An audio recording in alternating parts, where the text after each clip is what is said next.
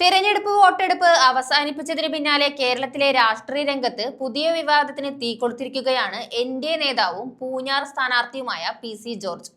ക്രൈസ്തവ സഭാ നേതൃത്വത്തിനെതിരെ പ്രത്യേകിച്ച് കാഞ്ഞിരപ്പള്ളി ബിഷപ്പിനെ ലക്ഷ്യമിട്ട് ഇതുവരെ കാണാത്തത്ര രൂക്ഷമായ ഭാഷയിലാണ് ജോർജ് രംഗത്തെത്തിയത്.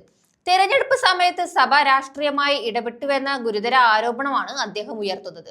വോട്ടെടുപ്പിന് പിന്നാലെ തന്നെ പൊട്ടിപ്പുറപ്പെട്ട ഈ വിവാദത്തിൽ തിരഞ്ഞെടുപ്പിന് 2 ദിവസം മുൻപ് കന്യാസ്ത്രീ മഠങ്ങളിലടക്കം വിളിച്ച് UDFന് അനുകൂലമായി വോട്ട് ചെയ്യണമെന്ന് കാഞ്ഞിരപ്പള്ളി ബിഷപ്പ് നിർദ്ദേശിച്ചതായാണ് പി.സി. ജോർജിന്റെ ആരോപണം.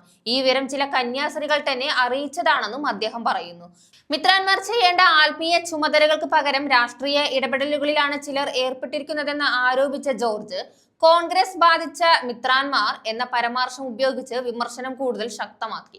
BJPക്കെതിരെ സഭയിലെ ചില വിഭാഗങ്ങൾ ഏകോപിതമായി പ്രവർത്തിച്ചുവെന്നതും അദ്ദേഹത്തിന്റെ പ്രധാന ആരോപണങ്ങളിൽ ഒന്നാണ്. ഇത്തരത്തിലുള്ള വിമർശനങ്ങൾ തിരിച്ചടിയാകുമോ എന്ന ചോദ്യത്തിന് ഒരു ചുക്കും സംഭവിക്കില്ല എന്നായിരുന്നു ജോർജിന്റെ തുറന്ന മറുപടി. സഭയുടെ നിലപാട് BJPക്ക് അനുകൂലമോ നിഷ്പക്ഷമോ ആയിരുന്നില്ലെന്നും മറിച്ച് ചില ബിഷപ്പുമാർ BJPയെ ഒറ്റപ്പെടുത്താൻ ശ്രമിച്ചുവെന്നും അദ്ദേഹം ആരോപിച്ചു. അതേസമയം എല്ലാ ബിഷപ്പുമാരെയും ലക്ഷ്യമിട്ടല്ല തന്റെ വിമർശനമെന്നും ജോർജ് വ്യക്തമാക്കി.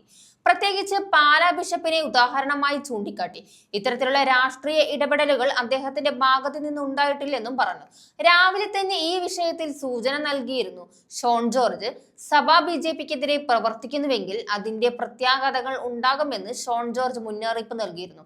അതിനെ കൂടുതൽ ശക്തിപ്പെടുത്തിയാണ് ഇപ്പോൾ പി.സി. ജോർജ് വിശദമായ ആരോപണങ്ങളുമായി രംഗത്തെത്തുന്നത്.